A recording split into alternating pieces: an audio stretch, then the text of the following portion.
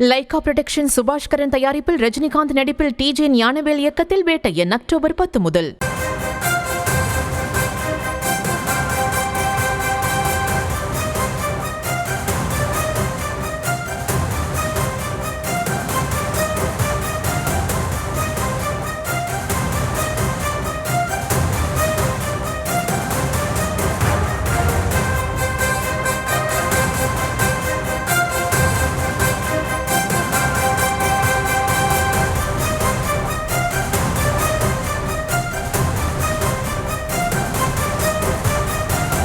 அண்மை செய்தியை பார்த்துக் கொண்டிருக்கிறோம்.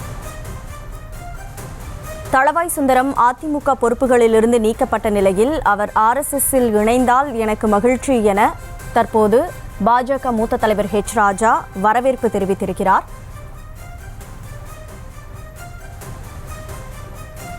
அதிமுக பொறுப்பிலிருந்து நீக்கப்பட்ட தளவாய் சுந்தரத்தை வரவேற்கிறேன் என ராஜா தெரிவித்திருக்கிறார். தளவாய் சுந்தரம் RSSல் இணைந்து கொண்டால் மகிழ்ச்சி என ராஜா பேசிய காட்சிகளை தற்போது பார்க்கலாம். வரவேற்கிறேன். தளவாய் சுந்தரத்தை வரவேற்கிறேன். வரவேற்கிறேன். தளவாய் சுந்தரத்தை வரவேற்கிறேன். தளவாய் சுந்தரத்தை வரவேற்கிறேன். வரவேற்கிறேன்.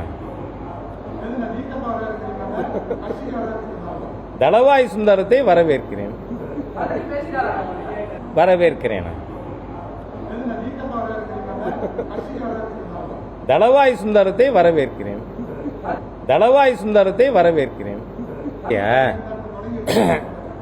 வரவேற்கிறேன். தளவாய் சுந்தரத்தை வரவேற்கிறேன். வரவேற்கிறேன்.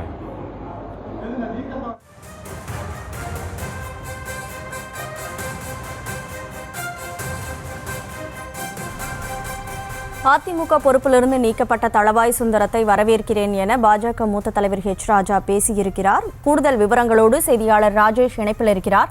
ராஜேஷ் வணக்கம், முழு விவரம் என்ன? வணக்கம். அதிமுகவில் தற்போது பலரும் எதற்காக தளவாய் சுந்தரம் இந்த பதவி விடுவிப்பு செய்யப்பட்டது என்று குழப்பத்தில் இருக்கிறார்கள்.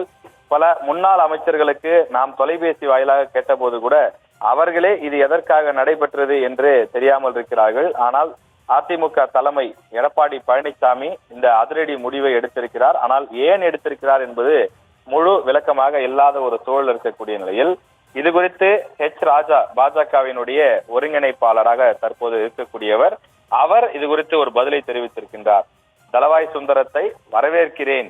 RSS பேரணியை தொடக்கி வைத்ததால் அதிமுக பொறுப்பிலிருந்து தளவாய் சுந்தரம் நீக்கப்பட்டாரா என்பது குறித்து ராஜாவிடம் திருச்சியிலே செய்தியாளர்கள் கேள்வி எழுப்பியிருக்கிறார்கள். எனவே அது குறித்து பதிலளித்திருக்கக்கூடிய அவர் தளவாய் சுந்தரத்தை வரவேற்கிறேன் என்று குறிப்பிட்டிருக்கிறார். அதாவது மறைமுகமாக அவர் பாஜகவிற்கு இவரை வரவேற்கிறாரா என்ற ஒரு கேள்வி எழுந்திருக்கின்றது. தளவாய் சுந்தரம் பொறுத்தவரையிலே நீண்ட ஆண்டுகளாக அதிமுகவில் இருக்கக்கூடியவர்.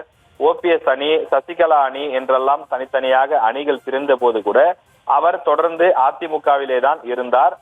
அதன் அடிப்படையிலே தான் அவருக்கு கடந்த 2017ஆம் ஆண்டு டெல்லியினுடைய சிறப்பு பிரதிநிதி என்று அந்த பொறுப்பு கூட வழங்கப்பட்டது. இத்தனைக்கும் அப்போது அதிமுகவிலே சட்டமன்ற உறுப்பினர்கள் இல்லாத சூழல், ஆனாலும் கூட அவருக்கு ஒரு முக்கிய ஒரு பொறுப்பாக அது வழங்கப்பட்டது. எனவே அவர் பொன்னார் அமைச்சர், அப்போது மத்திய அமைச்சராக இருந்த பொன்னாருடன் இணைந்து பணியாற்றி கொண்டிருந்தார். அவர் சேர்ந்து தமிழ்நாட்டிற்கு பல பொறுப்புகளை கொண்டு வருவார், பல விஷயங்களை கொண்டு வருவார் என்றெல்லாம் சொல்லப்பட்டது. தற்போது அவர் இந்த அதிமுகவினுடைய முக்கிய பொறுப்புகளிலிருந்து மாவட்ட செயலாளர் மற்றும் அமைப்பு செயலாளர் ஆகிய பொறுப்புகளிலிருந்து நீக்கப்பட்டது என்பது ஒரு மிகப்பெரிய கேள்விக்குறியை எழுப்பியிருக்கின்றது. காரணம், எடப்பாடி பழனிசாமி அவர்கள் மீது முன்வைக்கப்பட்ட அந்த விஷயங்கள் என்பது யார் மீதும் அவர் நடவடிக்கை எடுப்பதில்லை. அதாவது இரும்பு கரம் கொண்டு அடக்குவது, பல்வேறு ராணுவ கட்டுப்பாடு என்ற அந்த டேர்ம்ஸ், அந்த வார்த்தைகளுக்கெல்லாம் அதிமுக பெயர் பெற்றது. அதாவது ஜெயலலிதா அவர்கள் காலத்திலே எந்த ஒரு சிறு தவறு செய்தாலும் மிக கடுமையான நடவடிக்கைகள் இருக்கும். தேர்தலில் தோல்விகள் கண்டால் அந்த மாவட்ட செயலாளர், அந்த தொகுதியினுடைய பொறுப்பாளர்களுக்கு மிக கடுமையான அந்த தண்டனைகள் இருக்கும், கட்சி ரீதியான நடவடிக்கைகள் இருக்கும். ஆனால் அது போன்ற நடவடிக்கைகளை எடப்பாடி எடுப்பதில்லை என்று சமீபத்தில் தொடர்ந்து குற்றச்சாட்டுகள் இருந்து வந்த நிலையில் அவர் ஒரு முன்னாள் அமைச்சர், மாவட்ட செயலாளர், அமைப்பு செயலாளர் என்றும் பாராமல் அவ்வளவு பெரிய பொறுப்பில் இருக்கக்கூடிய நபரை தூக்கி இருக்கின்றார். இது அரசியல் அரங்கில் ஒரு மிகப்பெரிய பேசு பொருளாக மாறி இருக்கின்றது. இத்தனைக்கும் தளவாய் சுந்தரம் எடப்பாடி பழனிசாமி அவர்களுக்கு மிக மிக நெருக்கமான நபர். ஒரு மிக முக்கியமான முடிவை எடுக்கிறார் என்று சொன்னால் அவர் SP வேலுமணி, தங்கமணி உள்ளிட்ட மிக சில நபர்களிடம் பேசி அந்த முடிவை எடுப்பார். அதில் கட்டாயம் தளவாய் சுந்தரம் அவர்களும் இருப்பார். அதே போல எதிர்க்கட்சி தலைவர் எடப்பாடி பழனிசாமியின் சட்டப்பேரவை உரைகள் பெரும்பாலானவற்றில் முக்கிய குறிப்புகளை கொடுத்து பேச வைக்கக்கூடிய அளவிற்கு தளவாய் சுந்தரம் அனுபவம் வாய்ந்தவராகவும் பல அந்த நூலகங்களுக்கு சென்று நோட்ஸ் எடுத்துக்கொண்டு வரக்கூடிய நபராகவும் இருக்கக்கூடியவர். எதிர்க்கட்சி தலைவர் எடப்பாடி பழனிசாமியோடு ஒரு நெருக்கமான இருக்கக்கூடிய ஒரு நபர். அப்படிப்பட்டவர் எதற்காக கட்சியிலிருந்து நீக்கப்பட்டிருக்கிறார் என்பது ஒரு பெரிய கேள்விக்குறியாக இருக்கின்றது. அவர் RSS பேரணியை சமீபத்தில் தொடங்கி வைத்ததாக கூறப்படுகின்றது. அதே போல MP எலெக்ஷன் அந்த கன்னியாகுமரியினுடைய வேட்பாளர், அதிமுக வேட்பாளரை தன்னிச்சையாக அறிவித்தார் என்றும் குற்றச்சாட்டுகள் முன்வைக்கப்படுகின்றது. இந்த நிலையிலே பாஜக ஒருங்கிணைப்பாளர் ராஜா அவரை பாஜகவிற்கு வரவேற்பதாக பொருள்பட அவர் ஒரு கருத்தை தெரிவித்திருக்கின்றார். எனவே இந்த விவகாரத்தில் பின்னணியில் நடந்தது என்ன என்பது ஒரு பெரிய சந்தேகத்தை எழுப்பியுள்ளது. கூடுதல் விவரங்களுக்கு நன்றி ராஜேஷ். லைகா புரொடக்ஷன் சுபாஷ்கரன் தயாரிப்பில் ரஜினிகாந்த் நடிப்பில் TJ ஞானவேல் இயக்கத்தில் வேட்டையன் அக்டோபர் 10 முதல்.